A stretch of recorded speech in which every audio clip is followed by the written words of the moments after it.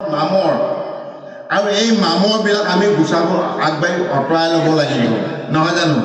তেতিয়াহে আমাক প্ৰভু ভগৱন্তৰ নামে ক্ৰিয়া কৰিব দেই প্ৰভুসকল তাকে কৈছে চুম্বকৰ ওচৰ পালে লোহা ঘূৰি আছে কিন্তু আমি চুম্বকৰ ওচৰত লোহা হৈ ঘূৰি আছোঁ কিন্তু আমাৰ কাম দিয়া নাই মাজে মাজে ৰৈ যায় প্ৰেমখন কইলটো নহয় জানো বা বেয়া নাপাব গুৰুসকলে ৰেগুলাৰকৈ ঘূৰিব পৰাকৈ মামৰবিলাক আমি নিজে নিজে অঁতৰাই ল'ব লাগিব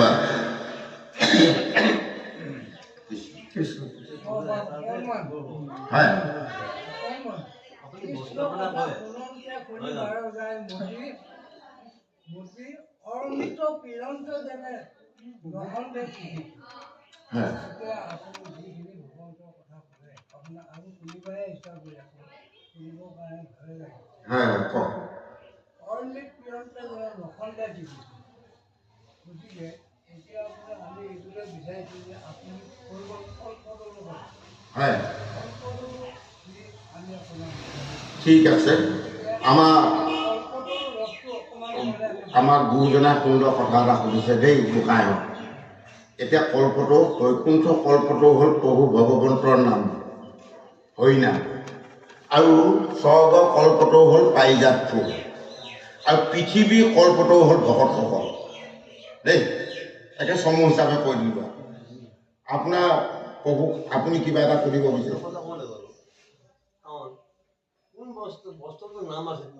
হয়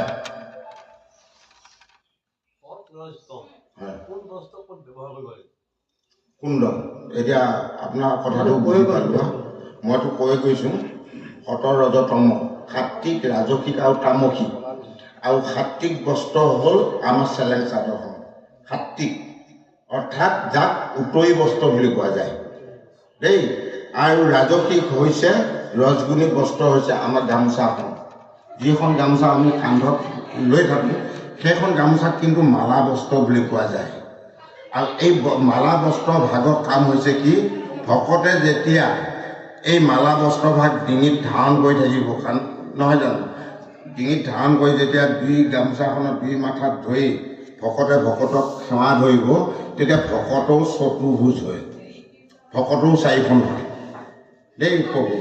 আৰু ৩ নম্বৰ কথা হৈছে যিখন আমাৰ তমগুণী বস্ত্ৰ যাক আমি ধুতি বস্ত্ৰ বুলি কওঁ লজ্জা নিবাৰণৰ কাৰণে যিভাগ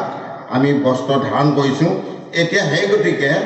আমি যে এই আসনত বহিছোঁ এতিয়া তমগুণী বস্ত্ৰখনক আমাৰ ৰজে ঢাকি দিলোঁ গামোচাখনে ঢাকি দিলোঁ